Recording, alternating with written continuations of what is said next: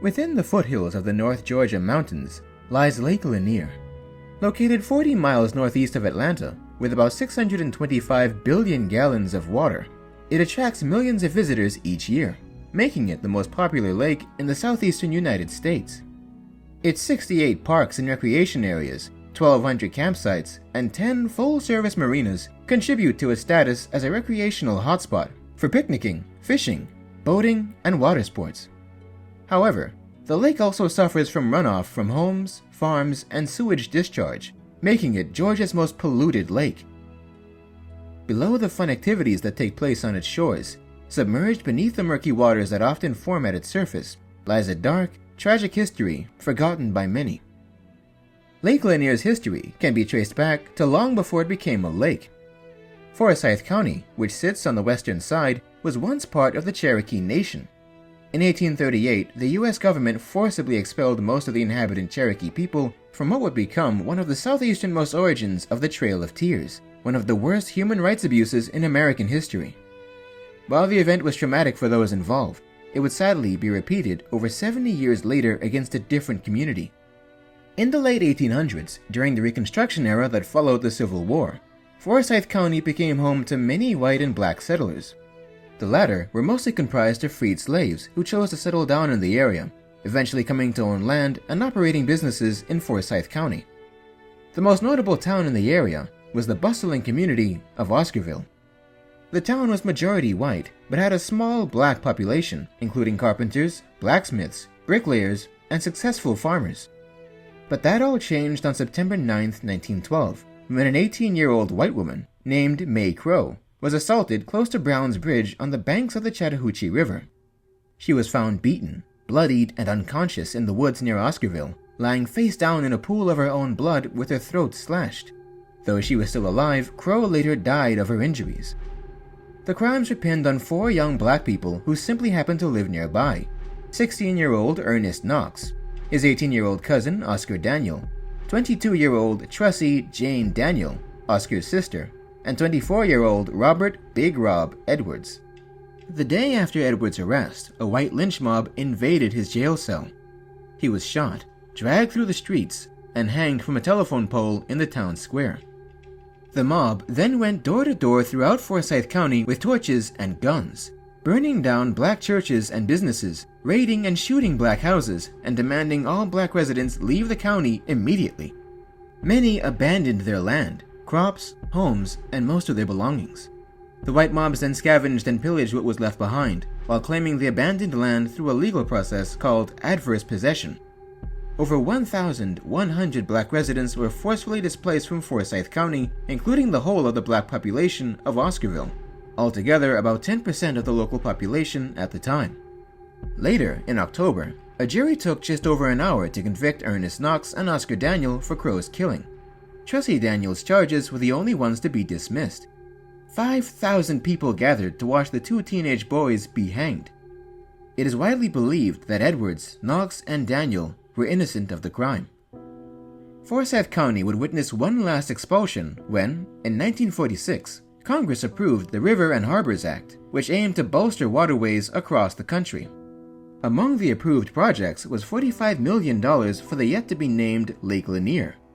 The growing metropolis of Atlanta needed a water source and hydroelectric power, and they wanted to help save communities from constant flooding by the Chattahoochee River. It was planned that Lake Lanier would be created over the area, part of which once comprised Oscarville. The body of water would be named after Sidney Lanier, a 19th century writer, poet, musician, and Confederate Army veteran who wrote the famous poem Song of the Chattahoochee. Less than half of the project's budget was spent buying up the necessary land and relocating families, businesses, and churches. In exchange for their farmland, the government had offered money to the locals, many of whom had owned the land for generations and saw it as priceless. Nevertheless, hundreds of families sold their land. Despite the government's assurance that residents were receiving the total value of the land and buildings, some families came to regret their decision once they found that they couldn't live off what the government had offered them. The U.S. government purchased 56,000 acres of farmland altogether, displaced 700 families and 15 businesses, demolishing multiple buildings and cutting down the trees in preparation for the lake. They also relocated various structures, including 20 cemeteries. If the Corps couldn't obtain permission from family members, however, the graves stayed put.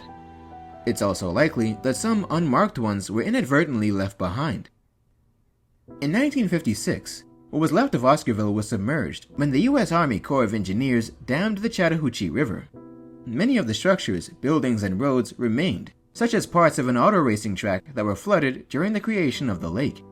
Although the Corps removed its bleachers so they wouldn't float to the surface and cause a hazard for boats, some of these bleachers were seen suddenly bobbing to the surface decades later. Divers find eerie relics of concrete house foundations and even intact households on the bottom of the lake.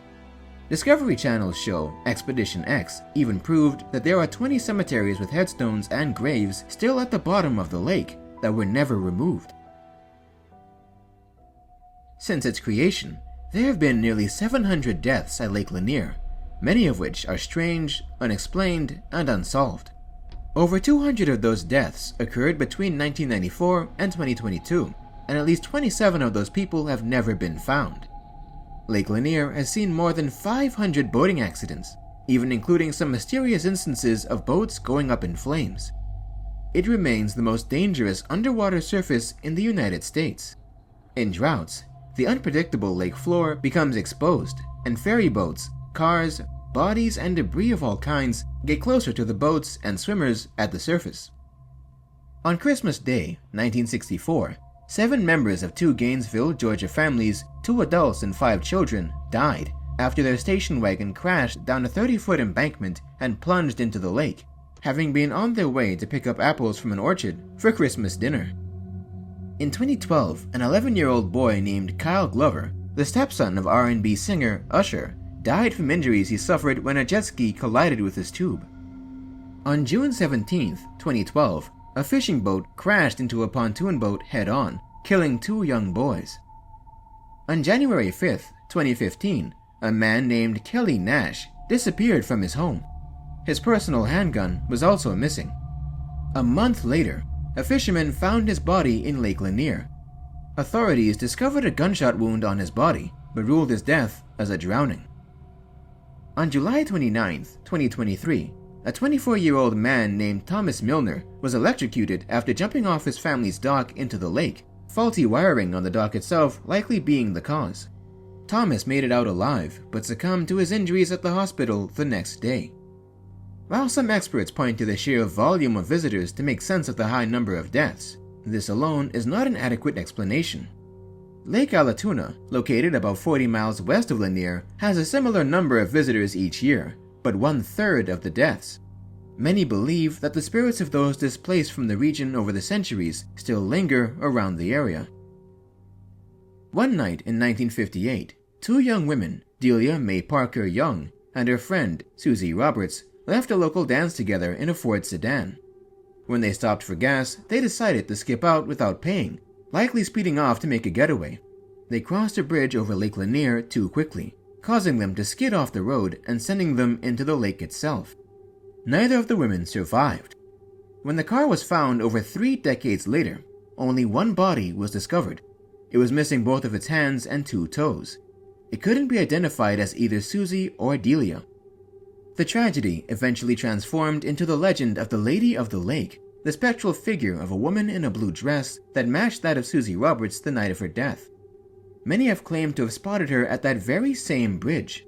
There, she attempts to lure unwary individuals into a watery grave, grabbing anyone who gets too close to the water with her handless arms, and dragging them below. Divers have reported creepy sightings beneath the murky waves. Some tell stories of freaky catfish as large as a Volkswagen. Some people have claimed to have heard church bells from a sunken church. Many blame these phenomena on the spirits from the marked and unmarked graves that the Corps of Engineers never relocated in 1956. Lake Lanier's history, once a land that belonged to indigenous people, the descendants of freed slaves and local settlers, is now buried under the water, making recovery of the lost culture almost impossible. Its long-standing legacy of death, hauntings, and tragedy persists behind the thin veneer of its status as a recreational hub, giving this major American attraction a subtle but irremovable air of mystery.